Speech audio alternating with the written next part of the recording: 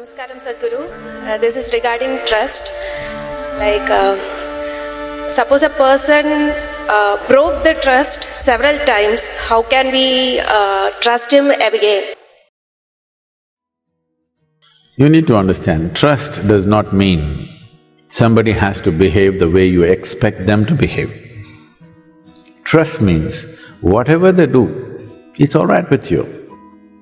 If you come to such a state, otherwise don't use such a big word as trust. Trust means they must do what you expect them to do. This is a certain imprisonment, your trust. Trust should empower people. Trust should not limit people, isn't it? So your idea of trust is to hold them in the way you want them to be. So you trust, betrayal, this, that works. Don't get into all this nonsense. Just use your sense. See, this is the biggest mistake they have made. They always told you to be good.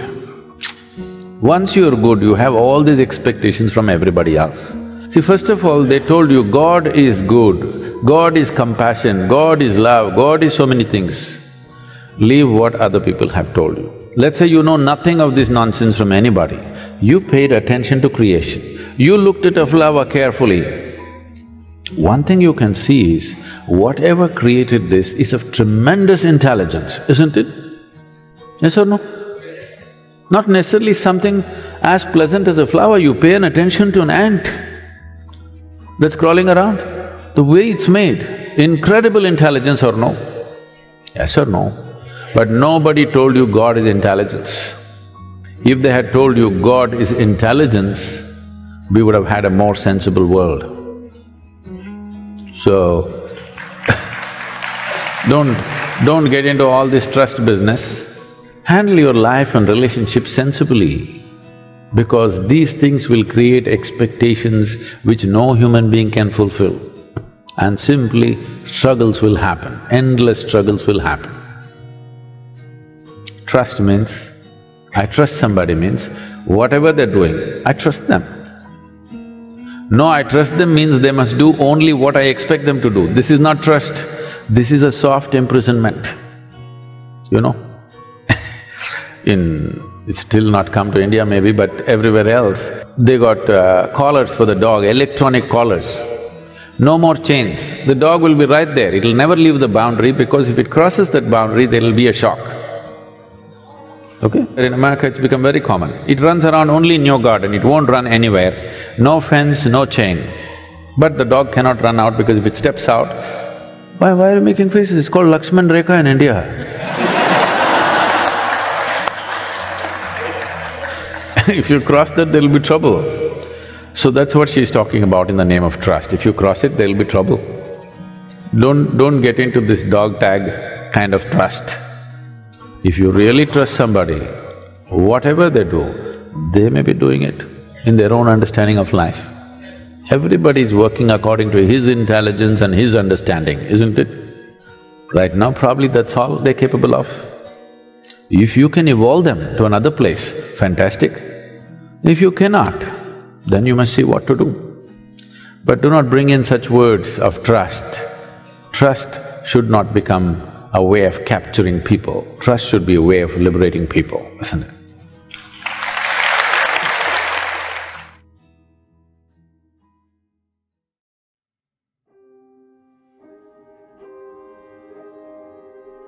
Krishnamurti, in one of his talks, said, "Do you want to know what my secret is?"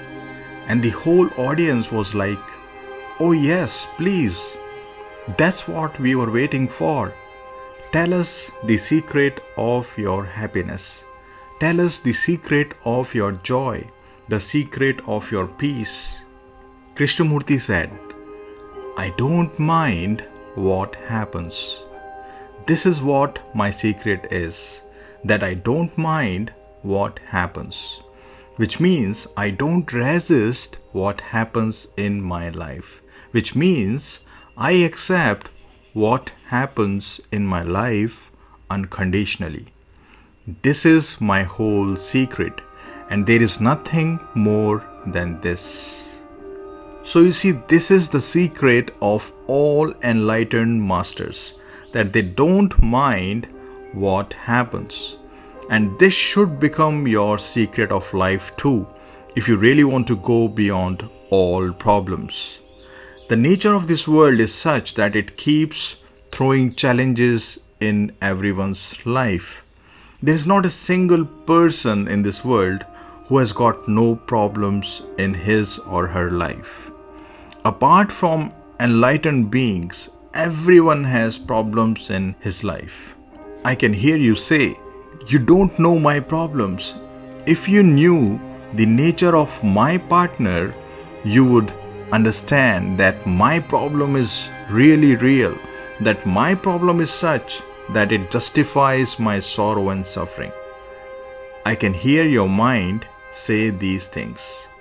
But believe you me, this is the trick that the mind plays on you. What you are saying about your partner, it's quite possible that he or she feels the same about you. See, whatever situation you are in right now, I want you to remember, I want you to remind yourself that you are a spiritual seeker. So, being a spiritual seeker, you should let acceptance guide your actions. You should let acceptance guide all your thoughts, all your feelings. When you remain in acceptance mode, then even if your partner is doing something wrong, he or she will soon realize their mistake. That is for sure. But till that time comes, try accepting their behavior completely if you really want to bring any positive change in them. Sometimes the problem in relationships arises because of spiritual ego. By spiritual ego, I mean the ego which considers itself to be very, very spiritual. In fact, more spiritual than others. When you think that you are more spiritual than others, that's the spiritual ego for you. Many spiritual seekers face this problem a lot. Sometimes their ego becomes really strong that they start thinking that they are so spiritual and their partner is so worldly. This is when the problem starts in relationships. I want you to have a close look at your mind and see if there is any trace of spiritual ego in you. If you find it within you, then I'm sorry to say, but you yourself are the cause of your problems. The purpose of spirituality is self-effacement and not inflation of the ego. You have to be self-effacing in all your actions if you are truly a spiritual seeker. Become so conscious that you can accept the ego of your partner without any resistance. Let your consciousness become the space for your partner's egoic actions and egoic behavior. That's what you should do. Be the space for your partner as well. See, when your partner is acting from their egoic consciousness, then it clearly shows that they don't have any space within them, which means they are really unconscious. So, as a spiritual seeker, as a partner, you can help them to become a little more conscious, a little more aware. Since they don't have any consciousness in them, then you can lend them a part of your consciousness. You can lend them a part of your awareness. Remember, the light of consciousness becomes stronger in you when you accept someone's egoic behavior unconditionally.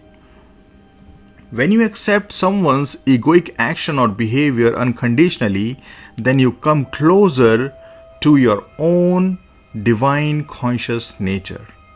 So don't run away from your partner when he or she is exhibiting egoic pattern.